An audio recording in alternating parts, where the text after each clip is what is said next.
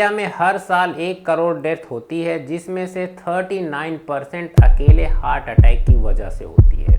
वहीं बात करें मुंबई जैसे शहर की, तो हर 55 मिनट में एक आदमी मरता है हार्ट अटैक की वजह से। तो आखिर इतने ज़्यादा हार्ट अटैक क्यों बढ़ गए हैं? क्या इसके पीछे का रीज़न कोरोना वैक्सीन है या फिर जिम में वर्कआउट करना? ये सब हम इस वीडियो में जानेंगे, लेकिन उससे पहले ये समझते हैं कि आखिर हार्ट अटैक आता क्यों है। हार्ट का राइट चैम्बर ब्लड भेजता है लंग्स को शुद्धिकरण करने के लिए। हमारा लंग्स ब्लड में से सारी जहरीली गैसों को सोख लेता है और ब्लड के साथ में ऑक्सीजन वापस हार्ट को भेजता है। अब ये ब्लड और ऑक्सीजन जिस रास्ते से ट्रैवल करते हैं उनको आर्टरीज बोलते हैं। और अगर इन आर्टरीज के बीच में कोई रुकावट आ जाती है, यानी कि कुछ फैट जमा हो जाती है, तो फिर जो ऑक्सीजन है वो हमारे हार्ट तक नहीं पहुंच पाता है और ऑक्सीजन ना मिलने से फिर हमारा हार्ट काम करना बंद कर देता है, जिसकी वजह से फिर हमें हार्ट अटैक आता है। अब एक सवाल आपके दिमाग में आना बहुत ही लाजमी है कि इन आर्टरीज के बीच में रुकावट आती ही क्यों है। तो इसका सबसे बड़ा रीज़न है जेनेटिक्स। आप कुछ इस तरह से समझे कि राम और मोहन ये दो बहुत ही अच्छे दोस्त हैं और बिल्कुल जान लगा के अपने बोर्ड एग्ज़ाम की तैयारी कर रहे हैं। हर रोज़ दोनों 5-5 घंटे पढ़ते हैं, लेकिन जब रिज़ल्ट आता है तो राम के 90% आते हैं और मोहन के 75%। तो ये बात हम सब लोगों को समझ में आ जाती है कि भाई राम का जो दिमाग है वो बड़ा है, ऊपर वाले की थोड़ी उसके ऊपर कृपा है। लेकिन जब बात करते हैं हेल्थ और फिटनेस की, तो हम उसको अपने ईगो पे ले लेते हैं कि अरे वो आदमी तो पूरी ज़िंदगी भर पकौड़े खाता रहा, उसको कुछ नहीं हुआ। मैंने 10 पकौड़े क्या खा लिए, मेरा कोलेस्ट्रॉल ही बढ़ गया। ये बिल्कुल पॉसिबल होता है। कुछ समय पहले एक न्यूज़ आई थी कि एक 10 साल के लड़के को हार्ट अटैक आ गया। ये यंगेस्ट केस था किसी को हार्ट अटैक का। अब इसका रीज़न यही है कि उसके जेनेटिक्स में कोलेस्ट्रॉल का बिल्डअप बहुत ही फास्ट होता था। तो जितना ज़्यादा कोलेस्ट्रॉल बढ़ेगा वो हमारे आर्टरीज़ में उतनी ज़्यादा रुकावट पैदा करेगा। तो अगर हमारे ख़ानदान में, जब हम बात कर रहे हैं ख़ानदान की, तो वो मम्मी और पापा दोनों के साइड में किसी को भी हार्ट की प्रॉब्लम है, तो ये बहुत ही ज़रूरी हो जाता है कि हम अपने हार्ट का चेकअप टाइमली कराएं। कोलेस्ट्रॉल और साथ में ईसीजी ये दोनों टेस्ट बराबर करते रहें और अकॉर्डिंगली ही अपने डाइट में चेंज भी करते रहें, तो फिर हम बड़े आराम से इस हार्ट अटैक को अवॉइड कर सकते हैं, इवन दो वो हमारे जेनेटिक्स में है फिर भी। हार्ट अटैक का दूसरा सबसे बड़ा रीज़न है डाइट। ये बात हम सब लोग जानते होंगे कि एक ही तेल को अगर बार बार गर्म करते हैं तो उसके अंदर ट्रांस फैट का कंटेंट बढ़ जाता है और ट्रांस फैट बैड कोलेस्ट्रॉल को प्रमोट करता है, यानी कि ये हमारे आर्टरीज में फैट को जमा करने लगता है और फिर जिसकी वजह से हमें हार्ट अटैक की शिकायत हो जाती है। लेकिन दूसरी बात जो हम नहीं जानते वो है नमक। नमक ज़्यादा खाने से भी हार्ट अटैक के चांसेस बहुत ज़्यादा बढ़ जाते हैं। और ये बात जान के आप सरप्राइज़ हो जाएंगे कि इंडिया में 5 गुना नमक ज़्यादा खाया जाता है। कहने का मतलब है कि अगर दिन भर में हमें 1 ग्राम नमक खाना चाहिए तो हम इंडियंस 5 ग्राम खाते हैं। इसकी वजह से आप देखेंगे कि हार्ट अटैक के केसेस दिन प्रतिदिन बढ़ते ही जा रहे हैं। और ख़ास करके फास्ट फूड वाले आइटम, इसमें नमक भी रहता है और साथ में ट्रांस फैट के कंटेंट भी रहते हैं, जो अल्टीमेटली प्रमोट करते हैं ओबेसिटी को और फिर टर्न हो जाते हैं वो हार्ट अटैक में। पर अगर आप एक बात का ध्यान देंगे तो हार्ट फ्रेंडली डाइट बनाना बहुत ही ईजी है।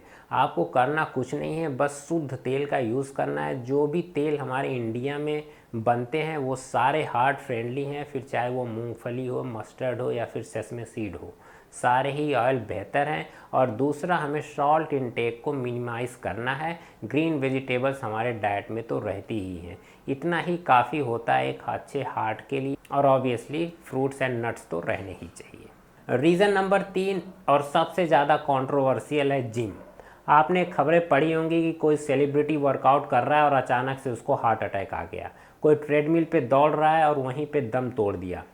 अब हालांकि हार्ट अटैक का रीज़न तो एक ही है, जब भी ऑक्सीजन हमारे हार्ट तक अच्छे से नहीं पहुंचेगा हार्ट अटैक आना निश्चित है। अब वेट लिफ्टिंग के केस में क्या होता है कि जब आप हैवी वेट लिफ्ट करते हैं तो फिर हमारा हार्ट ऑक्सीजन की बहुत ज़्यादा डिमांड करने लगता है और अगर आप बिगिनर हैं या फिर आपको हैवी वेट लिफ्ट करने का एक्सपीरियंस नहीं है, तो उस केस में हमारी जो आर्टरीज़ हैं वो इतने ज़्यादा प्रेशर को कोप अप नहीं कर पाती हैं, जिसकी वजह से फिर ऑक्सीजन प्रॉपरली पहुंच नहीं पाता है हमारे हार्ट पे। फिर होगा क्या, पहला स्टेप आपको शॉर्ट ब्रीथ की शिकायत होगी और दूसरा स्टेप आपको हार्ट अटैक आ जाएगा। तो इससे निपटने के लिए तो सबसे पहले ये ज़रूरी है कि आप प्रॉपर वार्म अप करें। अगर आप हैवी लिफ्ट करने का सोच रहे हैं तो आपका वार्म अप भी अच्छा होना चाहिए। और दूसरा, आप किसी को इम्प्रेस करने के लिए वेट लिफ्ट ना करें, नहीं तो फिर वो आपके दिल के ऊपर महंगा पड़ जाएगा। और ये काम आपको करना है कि जैसा हमने पहले बताया है, अपने जेनेटिक्स को चेक करना है। अगर किसी को भी हार्ट की प्रॉब्लम रही है तो फिर आप प्रॉपरली अपना हार्ट चेकअप करवाएं, उसके बाद ही आप वेट लिफ्टिंग के लिए प्रयास करें। और कुछ सिमिलर ही केस होता है जब आप हाई इंटेंसिटी कार्डियो ट्रेनिंग करते हैं और इस दौरान भी हमारे हार्ट में ऑक्सीजन की डिमांड बढ़ जाती है। और अगर ऑलरेडी आपके आर्टरीज़ में थोड़े बहुत प्लेग जमा हैं जो कि हमें बिल्कुल पता नहीं चलता है, तो जिसकी वजह से क्या होगा कि ऑक्सीजन फंस के आपके हार्ट तक पहुंचेगा और अगेन आपको पहले थोड़ा सा क्रैम्प आएगा, थोड़ा शॉर्ट बीट की शिकायत होगी और फिर अगर आप नहीं मानेंगे, ज़ोर ज़बरदस्ती करते रहेंगे तो फिर आपको हार्ट अटैक आ जाएगा। और एक आपने बात ध्यान दी होगी कि जितनी खबर छपती है कि जिम में वेट लिफ्टिंग करते समय उसे हार्ट अटैक आ गया, दौड़ते समय मर गया, लेकिन आप कभी ये नहीं पढ़ेंगे उस रिपोर्ट में कि उसकी कोलेस्ट्रॉल रिपोर्ट क्या थी, उसके जेनेटिक्स की हिस्ट्री क्या थी, क्या उसको पहले से कोई ऐसे सिम्टम्स थे, कुछ नहीं आएगा, बस जिम में मर गया। तो ये अधूरी रिपोर्टिंग है। अगर आप डिटेल में जाने की कोशिश करेंगे तो आपको सच्चाई पता लगेगी।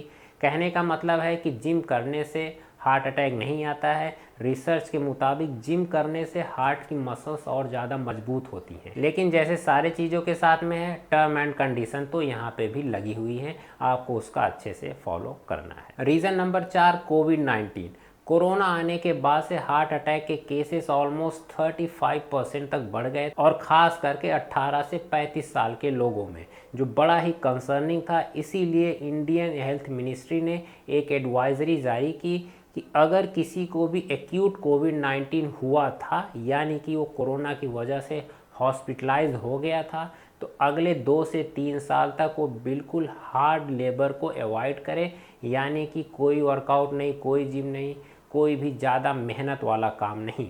जैसा कि हम लोग जानते हैं कि कोरोना हमारे लंग्स को इफ़ेक्ट करता था, लेकिन अभी हमने वीडियो के शुरुआत में देखा कि अल्टीमेटली वो लंग्स ही है जो ब्लड को हार्ट तक पहुंचाता है। तो हो सकता है कि आपके लंग्स पे असर कम पड़े लेकिन हार्ट आपका चला जाए, तो सावधानी बरतना बहुत ही ज़रूरी है। अब बात आती है कोरोना वैक्सीन के ऊपर। ऐसा भी कहा जाता है कि वैक्सीन लेने के बाद से हार्ट अटैक बढ़ गए, जो कि बिल्कुल सही बात नहीं है। 2021 जब सेकेंड वेव ख़त्म हुई और 2023 तक ये ऑब्ज़र्व किया गया कि जितने सारे हार्ट अटैक के केसेस आए, उसमें जिन लोगों ने कोरोना की वैक्सीन नहीं ली थी उनकी हालत ज़्यादा सीवियर हो गई कंपेयर टू जो लोग वैक्सीन लिए थे। तो अगर आज आप 2025 में ये सोच रहे हैं कि आपने 2023 में एक बूस्टर डोज लिया था और हो सकता है कि आपको हार्ट अटैक आ जाए, तो ये बिल्कुल गलत बात है। आप बिल्कुल बिंदास रहिए। जो हमने ऊपर की 3 चीज़ें बताई हैं बस उसके ऊपर फोकस करिए।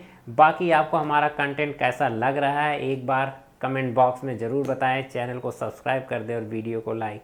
Thank you for watching. Bye bye.